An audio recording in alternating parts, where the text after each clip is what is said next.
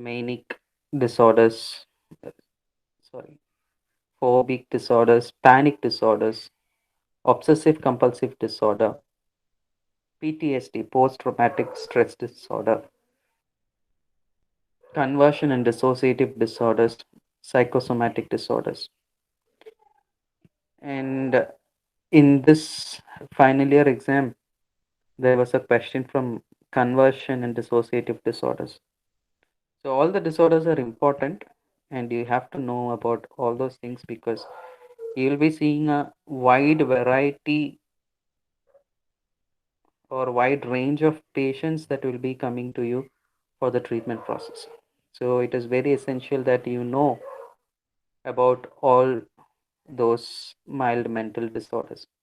These mild mental disorders are not easily observable.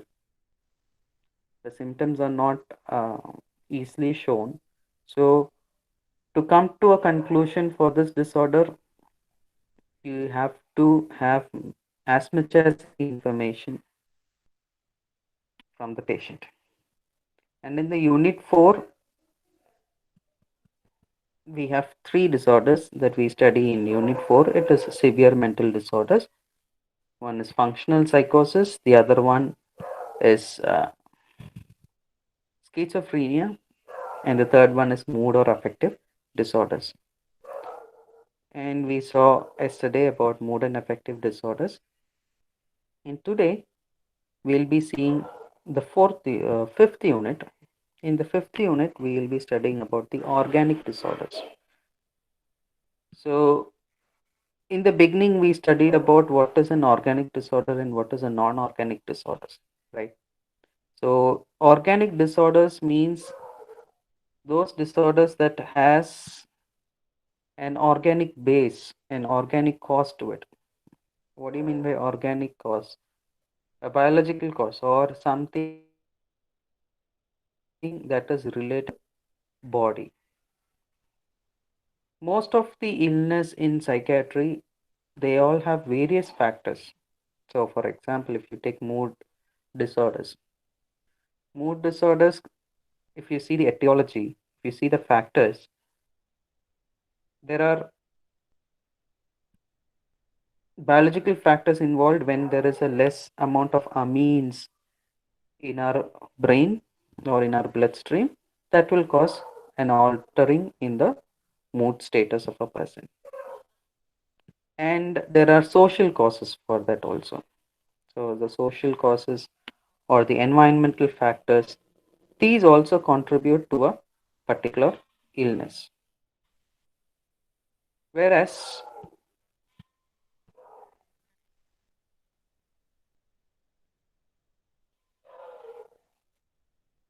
majorly all these disorders will have an environmental cause or a stressor, which we call it as the triggering factor when a person has undergone a serious accident or a trauma or a sudden loss of a loved one or something that can also contribute to a mood disorder. But there are few disorders in psychiatry relating to the behavior of a person which has only an organic base. Organic base in sense biological factors only play a part in this in developing this disorder. One such disorder is dementia. Okay. When we say about dementia, what is dementia? It is a degenerative disorder. We call it as another name, which we call it as degenerative disorders. Degenerative disorder means your brain is the primary functioning organ of your body, right? Brain is the one which controls the whole parts of our body. And when we studied about the anatomy of brain, we studied different lobes of brain, different parts of brain, and each part is responsible for each actions, right? Whatever we do, our thinking process, our motor activity, our movements, our judgmental activities, our calculating abilities, our reading abilities, our listening abilities, everything that is controlled by our human brain. We call it as a power hub. Our brain is called as a power hub. And in that power hub, what happens is that if there is any problem in any part of the brain, that will cause a serious damage in our function. For example, in one part of our brain which is responsible for calculation, if the cells that is responsible for calculation has degenerated or those cells has died, what happens? The person will not be able to calculate. Okay. So this degenerative disorder, what happens is that cells start to die. If one cell start to die, it will start affecting the nearby cells also. So it is like a virus, like how coronavirus is there. Why, if one person is affected, whoever comes into contact with that particular person, everybody is getting infected, right? In the same manner, if one cell in our brain gets affected, it will start spreading. Okay. Likewise, so in the initial, so these diseases are always progressive. In the beginning stage, a person might forget a few people's name, might forget how where they kept their things, might forget few little things which we mean um, consider it as a bigger thing or a bigger problem. But as days goes by, what happens is that it will start to increase. The problem starts to increase, and that will result in a serious damage of a person. So in that means it's a that is why we call it as a progressive disorder. It progresses. It keeps on progressing, and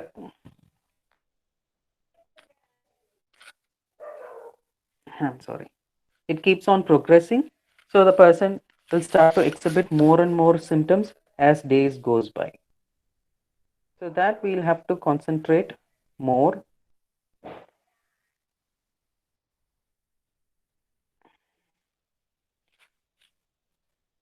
One second.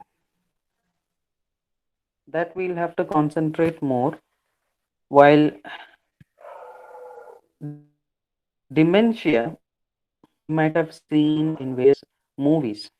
For example, I'll show you a poster, then you'll remember. If you remember this movie came out in Hindi as well as in Tamil. We had this movie where the person has forgotten everything and he start to write down all those that he remembers. He'll start to write down in his body. Remember this movie? So this is a kind of amnesia, or which we call it, occurs in a younger age. But dementia usually happens in the older age. It starts from 60 years of age. So after 60 years, our brain cells start to die. Our brain cells starts to get um, what we call it as it starts to get degenerated, and that will cause troubles in the functioning of our body. So in this cognition, what do you mean by cognition? The thinking process.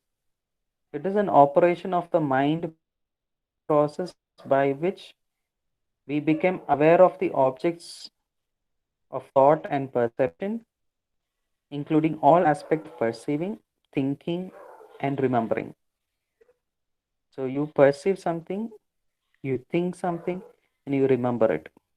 And these organic brain syndrome is a general term that refers to many physical disorders that cause impaired mental functions. So when you classify, when you classify organic brain syndrome,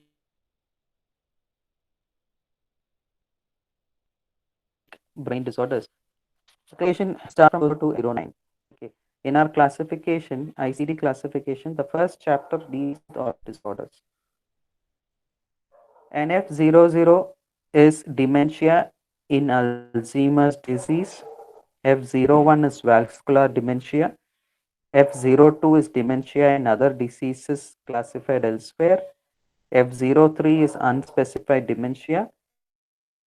F04 is organic amnestic syndrome, which is not induced by alcohol or other psychoactive substances.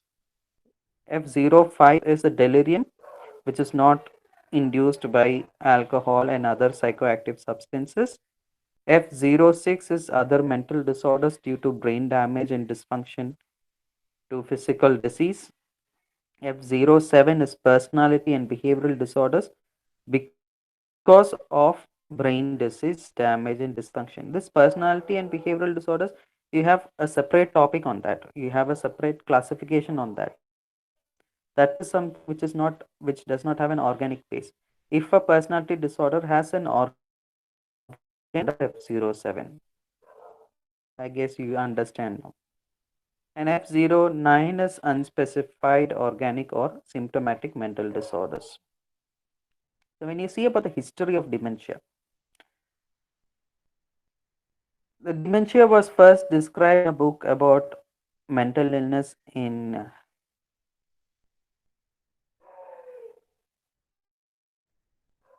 1894. Dr. Alois Alzheimer, a German neuropathologist who has particular interest in nervous disorders, he described the changes in the brain caused by vascular disease, or now we call it as vascular dementia. Only after this German neuropathologist named Alzheimer's disease named after his name. His name is Dr. Alois Alzheimer.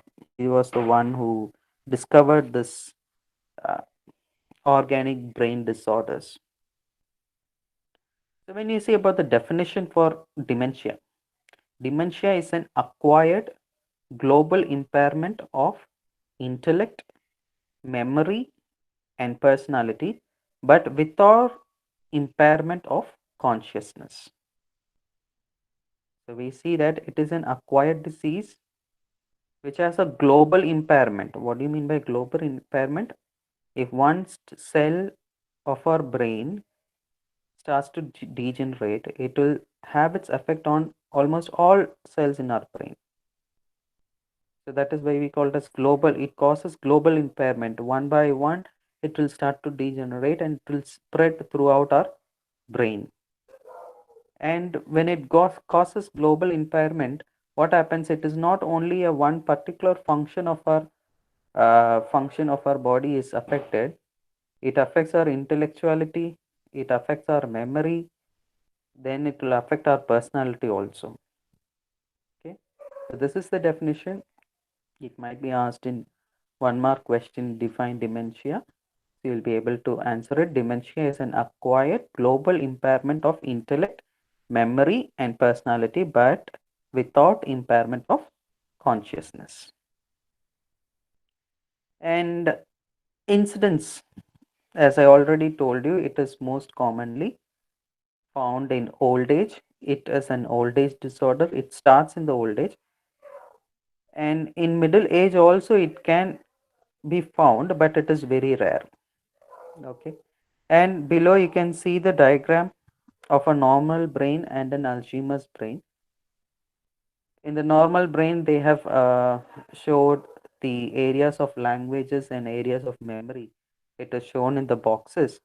You can see a black area in the language part in the normal brain, which has become bigger. The black space is bigger in the another brain, Alzheimer's brain. You see a lot of black areas.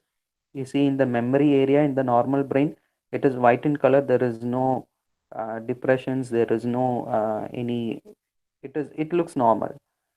While you take a MRI scan and see the brain, you study the brain imaging. You can easily find out the difference between a normal brain and an Alzheimer's brain. The Alzheimer's brain, you can see in that memory column how dark it is and how it has been affected. And we see about the etiology.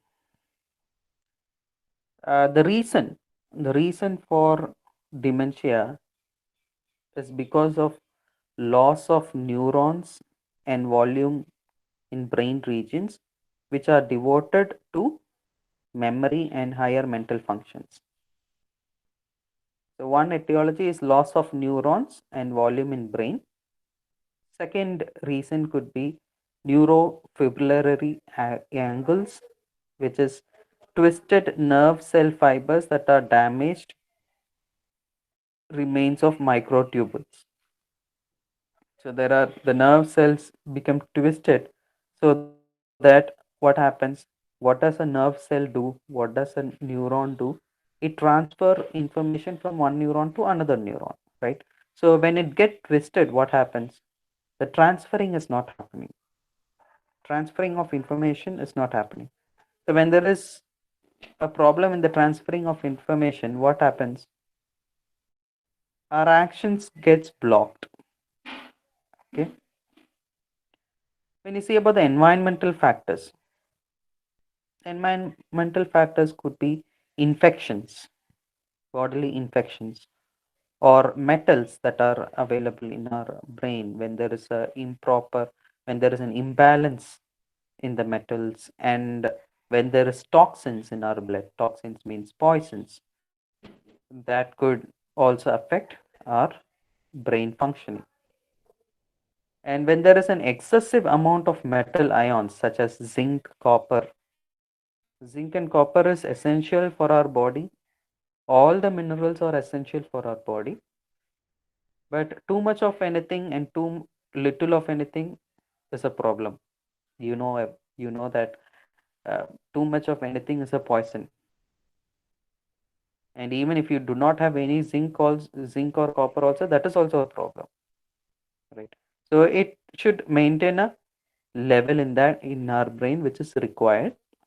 So when there is an excessive amount of these metal ions, especially zinc and copper in the brain, that can also cause dementia. And when there is a deficiency in vitamin B6, vitamin B12, and folate, this can also be a possible risk factor. And amino acid that may interfere with nerve cell repair, that can also cause problem in our brain functioning. And another factor for dementia is that early depression. And this is a common genetic factor which is seen in those with early depression and Alzheimer's disease. That can also cause a brain damage. And dementia, what is the main thing is that it is untreatable. You cannot treat dementia, and it is irreversible. Okay. Why we call it as irreversible? Because as I've already told you, for example, you take your fingernails. What happens to your fingernails? When you cut your nails, again it will start to grow. It's the same with your hair also. When you cut your hair, the hair still keeps on growing. But in the brain cells, that's not the case. In brain cells, what happens is that if one cell gets damaged, you cannot bring back the cell. Once damaged is damaged forever. So that is why we call it as irreversible. If hundreds of cells has been destroyed in your brain, you cannot reverse it back and make your cells healthy. Once damaged is damaged. That is why it is irreversible, and it is untreatable. It cannot be treated also, but it can be managed. If you diagnose it early, what we can do is that we can help with medicines to prevent further damage. You understand? It is just like how we treat HIV infection. What happens to the HIV infection? The person will have to take antiretroviral therapy, ART therapy, throughout his lifetime for HIV. Why? Because that HIV virus cannot be destroyed from your body. It cannot be taken away from your body. You cannot be cured of HIV infection.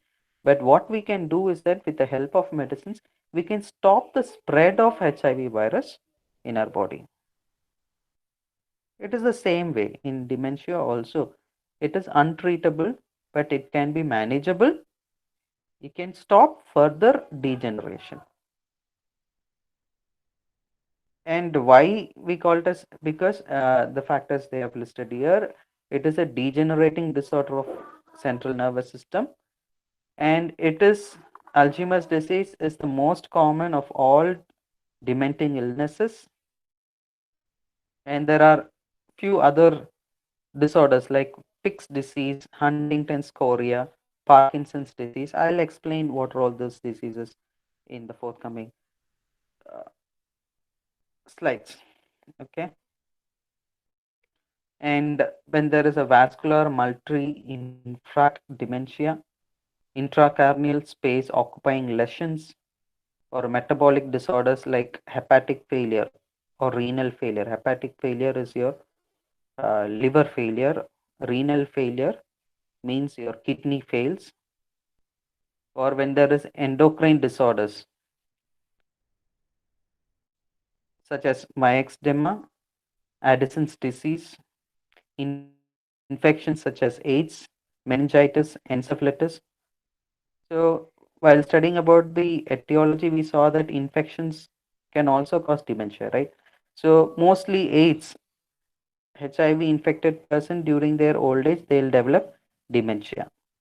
Meningitis is also one infection, encephalitis is another infection, and intoxication can also be a problem, such as alcohol abuse or heavy metals like lead, arsenic metals. Then another cause is anoxia, which is anemia. Anemia is the lack of red blood cells, right? When that it can be easily identified when you drop your eyelids down. So when you go to a doctor, what does he do first? He'll check your eyes, he'll check your tongue, he'll check your nails. Okay, when you lower your upper eyelid, if it is reddish in color, if there are too much of red color, then it means that you have a good red blood count. So that is good. But when it is very pale, it is white in color, then you have to understand that the patient is anemic. Another easy way to find out if a patient is anemic is through their nails. So you can see your own nails, you can see it. The nails will be pink in color, right? A light pink in color. Pink in color or more pink, darker pink, that is fine. Blood is there. But anemic patients, if you see their hands, if you see their nails will be very white. So that pinkish color will not be there. So that's how you identify an anemic person. So, and of course, you can do laboratory test, you can uh, hemoglobin test, you can do HB, you can find it out if the HB is lesser than, for females, HB count, if it is lesser than 9, then we call it as anemic. And for males, HB, a normal count should be above 11 or above 12 is most recommended. And if it is below 11 for males, we call it as anemic. And dementia can also be caused by post anesthesia. So, when anesthesia is provided to the patient during any general uh, operations or any surgeries that you do, even after post anesthesia, the person can develop dementia.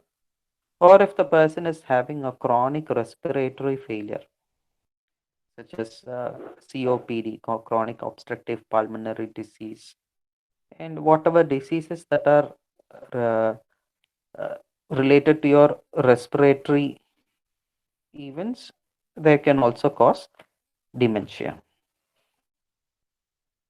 And few other Causes can be vitamin deficiency, especially when there is a deficiency in thiamine and nicotine. And the psychologic part is that when there is a normal pressure, hydrocephalus, metabolic cause can be endocrinopathies, that is, example, hypothyroidism. When a person has hypothyroidism, that can also lead to dementia. What do you mean by hypothyroidism? When the thyroid organs or the thyroid gland is not secreting enough amount of thyroxine T3, T4 uh,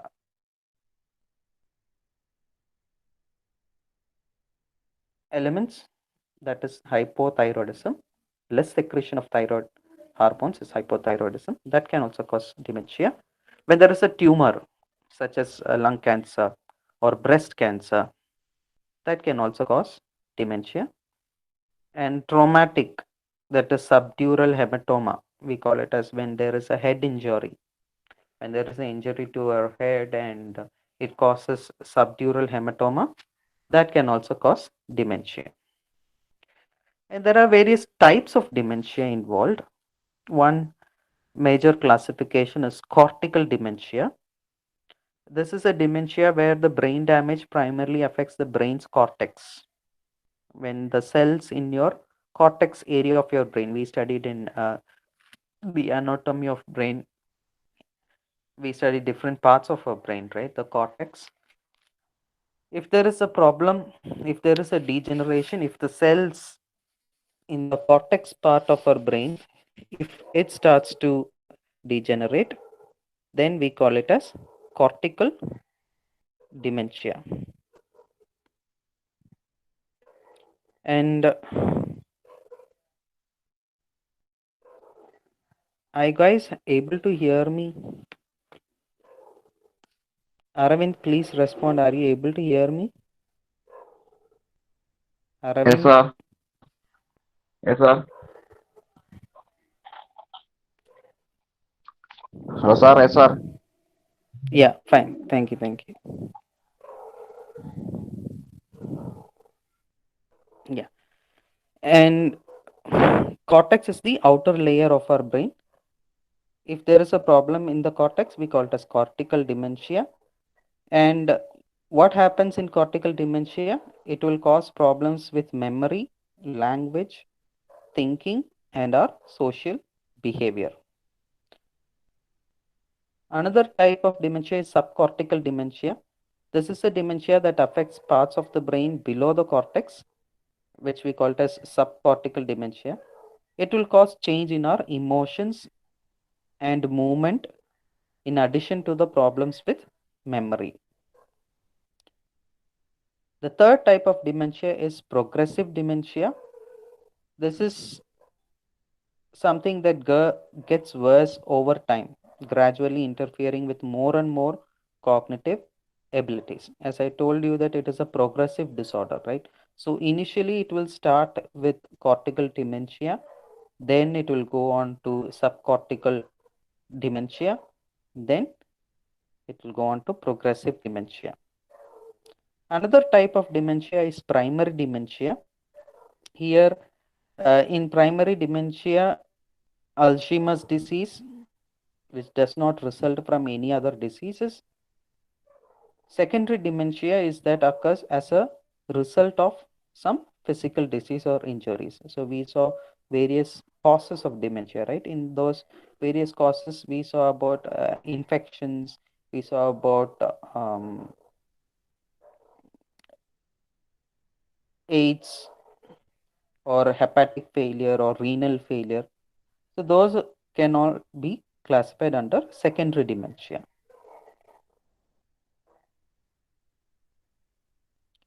So when you see about the stages of dementia, this is very important. This might be asked in your 5 mark questions. Stages of dementia. The first stage is the early stage, we call it as, which is during the first 2 to 4 years that happens. Usually what the patient will experience is forgetfulness. They'll forget things. They'll start to forget where they kept the things. They'll start to forget few people. They'll start to forget places that they have visited. Okay, so that is the found in the early stage. And declining interest in environment, they'll not have any pleasure in enjoying the environment. Hesitancy in initiating actions. So when you ask them to do something new, when you ask them to perform a new task, they'll hesitate. They'll not show interest to initiate any new works. And as a result of dementia in the first stage, they'll have a poor performance at work. So they'll not finish their work properly, or they'll not do their work properly. So that is poor performance at work. That also happens in the early stage, that we call it as stage 1. So keep in mind, stage 1, it is an early stage between 2 to 4 years of the initial phase. The second phase is the middle stage, which is from 2 to 12 years. For 12 years, they'll be in this middle stage only. In this middle stage, what happens is that there is a progressive memory loss. Okay, they'll start to forget more and more. So initially, in the initial stage, if you ask them, have you taken your breakfast today? They'll say, no, I have not taken breakfast. They might have taken, but they'll say, no, I have not taken, because they might have forgotten the recent events. So as days goes by, what happens? Previous weeks events they'll start to forget. Then the before weeks events they'll start to forget. Okay, so the memory loss is progressive. It goes on. They move on losing their memory, and they hesitate to respond to questions. So when you ask questions, they'll not properly answer. Instead, they'll start to talk more. Here in organic disorders or organic brain disorders, in dementia, especially dementia and Alzheimer's, what happens is that your recent memory and your immediate memory and your recent memory is affected, but the person will have a very good access to their remote memory. So they'll remember their past things. So when you ask some questions, what they'll start answering that, and they'll start speaking about the old events. So that's how you can easily identify. The patient will have a very strong hold, very strong memory of their remote memory, but their immediate memory and the recent memory will start to disappear. And in this middle stage, what happens is that the patient will have difficulty in following simple instructions. You give simple instructions, even those simple instructions they will not be able to follow in this middle stage. And they'll become irritable. So even for small things, they'll get very angry.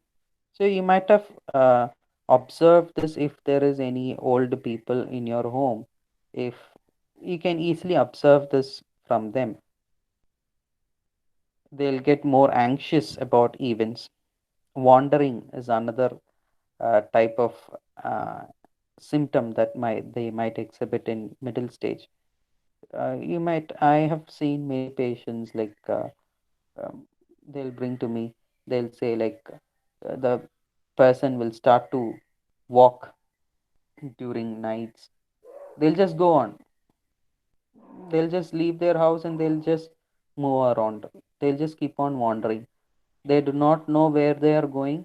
They do not know why they are going, and we'll have to go and find out them, and they will have to come. It is a major problem with old age. This you can usually see in homes where old age people are there. They might go on wandering, and we'll have to go and find them out. And in this middle stage, another important thing is that they neglect their personal hygiene. So they'll not brush their teeth, they'll not take bath. This all we'll have to make them to do it. It's just like they are returning back to their childhood days. Okay, it is, they just become like a child, how they were in the childhood. So we have to force them to brush their teeth. We have to force them to take bath. So they'll start to neglect personal hygiene. And social isolation is also another part. They'll keep them isolated. They'll sit in one place. They'll be in their own world. So this all happens in the middle stage.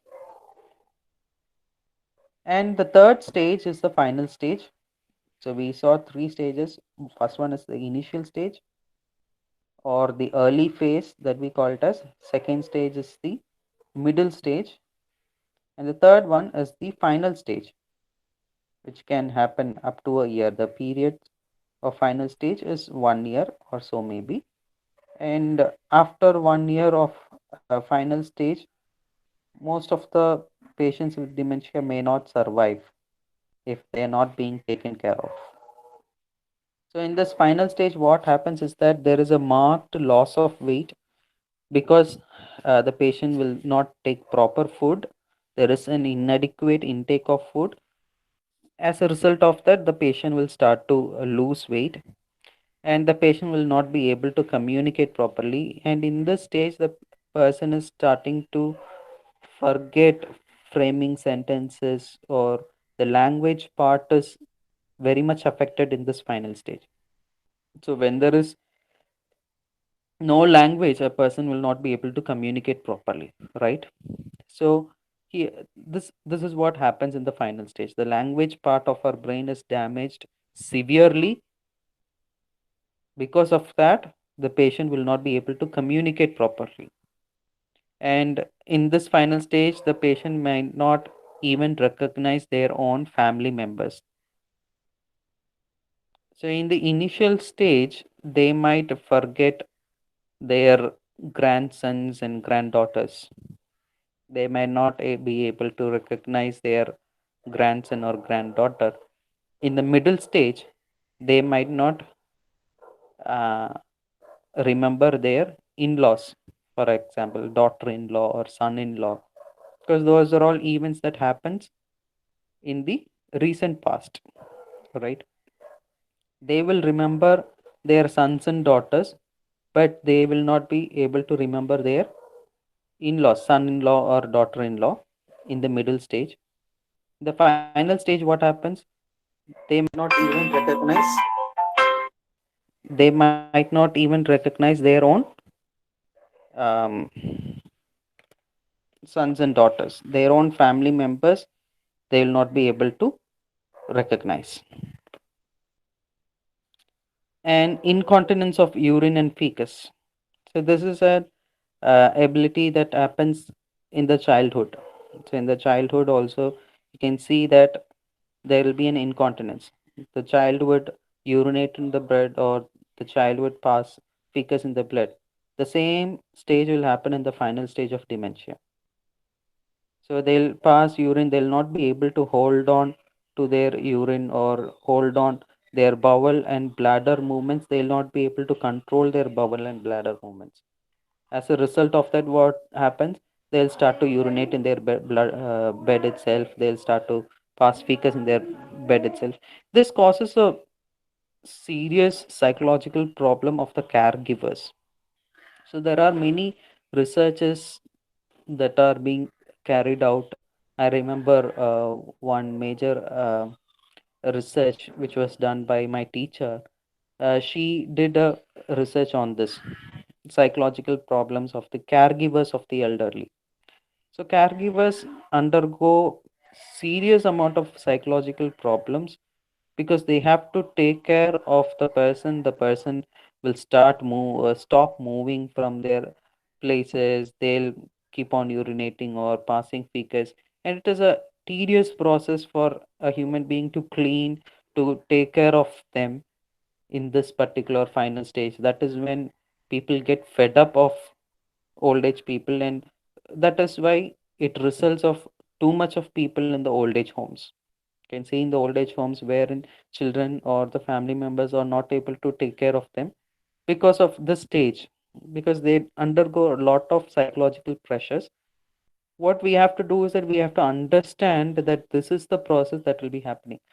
Most of the time what happens is that when they come to counseling, uh, I have seen patients being brought like this. A dementia patient was brought, and uh, daughter and sons, they might come and they'll complain, sir, my father is just passing urine in the bed. I've told him many times, if you want to pass urine, please tell me. I'll take you to the bathroom, or I'll give you a can. You can pass urine in it. But he doesn't listen to it. He just keeps on passing urine. What should I do? And they'll start to get angry on the older person. They'll say, oh, in most of the families, it happens. I have seen patients coming out with these kind of problems. They come and tell he's not listening at all, and because of that, I start to quarrel with him. I shout at him. Why? Because they do not know what is actually dementia and what happens in dementia patient. So, what is our work? So, when people come like that, we have to educate the caregivers. In dementia, as I told, we can manage the further progressiveness of the disease. And at the same time, psychoeducation is very, very important. The caregivers must be given good education. For example, in the middle phase, as I told you, they'll start forgetting their in laws, daughter in law or a son in law. Here, usually the problems happen between the patient and their in laws. I've seen many cases, they come and complain that he is always shouting at my wife, or he's always shouting at my husband, right? And what they think is that they think they do not remember the marriage has happened to their son, and they do not remember their uh, daughter-in-law. So when the daughter-in-law enters inside the room, they see the daughter-in-law as a stranger. So usually what happens, if I'm inside my room, if a stranger enters inside my room, I'll definitely shout at them, right? So that what's happened in the old age. They forget their own son-in-law or daughter-in-law. And as a result of that, if they come into contact with them, they'll start to shout, they'll start to quarrel. Here, a normal person who does not know about dementia, what they'll think, he's purposively doing this. He purposively getting into quarrel with my wife, or with my husband. This is the major complaint that a son or a daughter of the patient would come and tell us. So here what we have to do is that we have to educate them, we have to educate the caregivers, we have to educate the bystanders, tell them these are all the symptoms of this disease. It is not because he is doing it purposively, it is because he has forgotten it. Why he has forgotten it? Because of his damage in his brain. Because of that memory cells that are in the brain that are damaged, he's not able to remember his son-in-law or daughter-in-law or his grandchildren. And if it goes on, if it progresses, the person might even forget you. The person might even forget their own sons and daughters. So that should be addressed. Psychoeducation should be given. Another main peculiarity of this final stage is that loss of ability to stand and walk. The patient will become immovable. The patient will not get out of their bed. And at last, what happens? Death happens as a big as a cause of aspiration and pneumonia. So aspiration means if you give them some food, they might not even remember how to swallow the food. If you give them water, they do not know how to swallow. They do not know how to drink water. So what happens when there is water in when you pour some water, when you give them some water in their mouth, what happens? They do not know how to swallow it. They do not know how to take in the water. At last, what happens? It will enter into your lungs.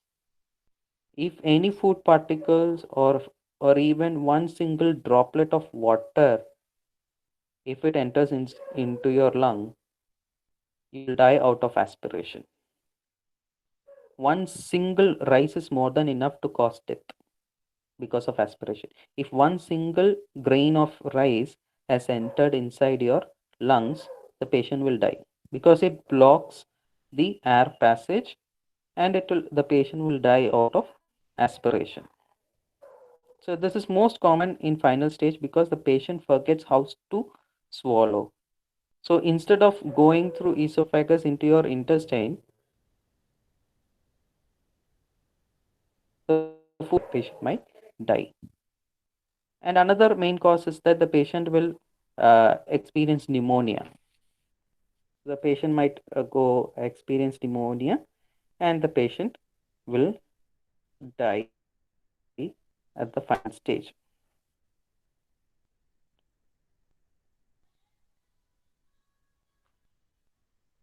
So you see here, in this diagram, you see mild, moderate, and severe stages of dementia.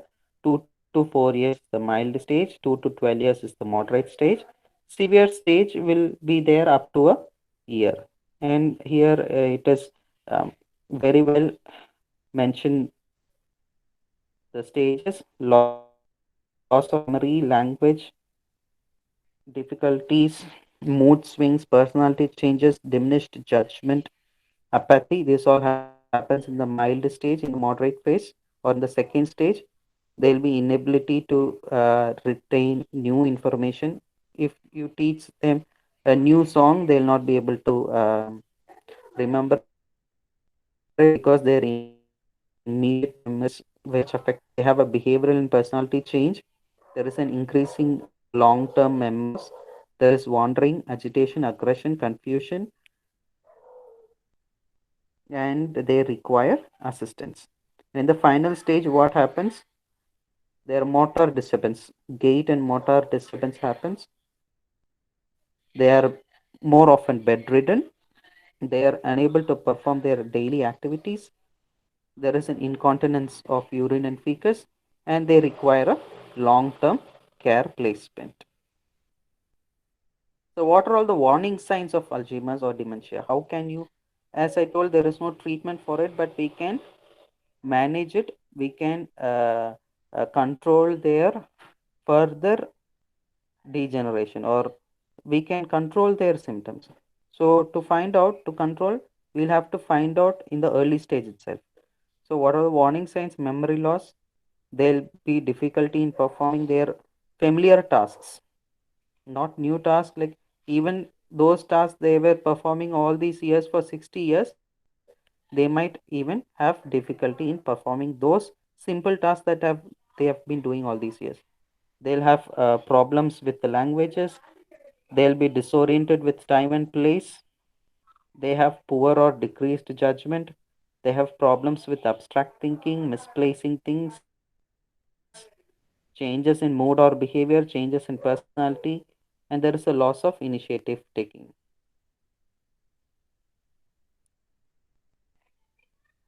Clinical features, I guess we'll discuss about these things in the next class. So I just want to give you a short run through on what we have learned today. One second. So we saw what is dementia, what is the definition of dementia. Then we saw the classification of organic brain disorders F00 to F09. Then history of dementia, who discovered this disease. It was discovered by Dr. Elios Alzheimer. He is a German neuropathologist. Definition is dementia is an acquired global impairment of intellect, memory, and personality, but without impairment of consciousness. It is more commonly found in elderly than in middle aged. Etiology: when there is a significant loss of neurons and volume in brain, or when there is a twisted nerve cell fibers. Environmental factors are there: infections, excessive amount of metal ions, when there is deficiency in vitamins B6, B12, when there is an early depression, and we know that it is an untreatable and irreversible disease. and we saw various causes of dementia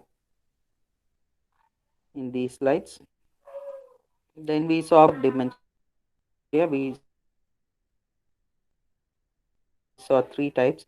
One is cortical dementia, wherein majority of our brain is affected. Subcortical dementia, wherein the region below your cortex are starting to degenerate.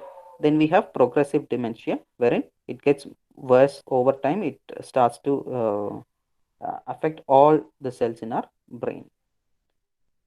And majorly, we can classify into two types: primary dementia and secondary dementia. Primary dementia means those Alzheimer's disease that has no other physical causes.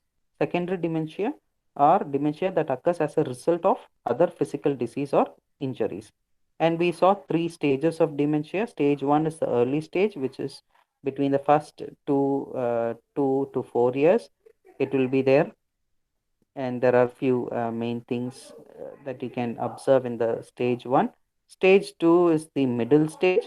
It can be there. The middle stage can be there for about 12 years, and the final stage that can lead up to a year. And we also saw about the warning signs of Alzheimer's dementia. Okay, and with this, I would like to stop today's session. We'll continue the session again after in the next class. Thank you so much for joining. And if you have any questions regarding the subject, you can always ask me. I'll be telling you. Thank you so much. And today there will be no other classes. Okay. Thank you. Thank you, sir.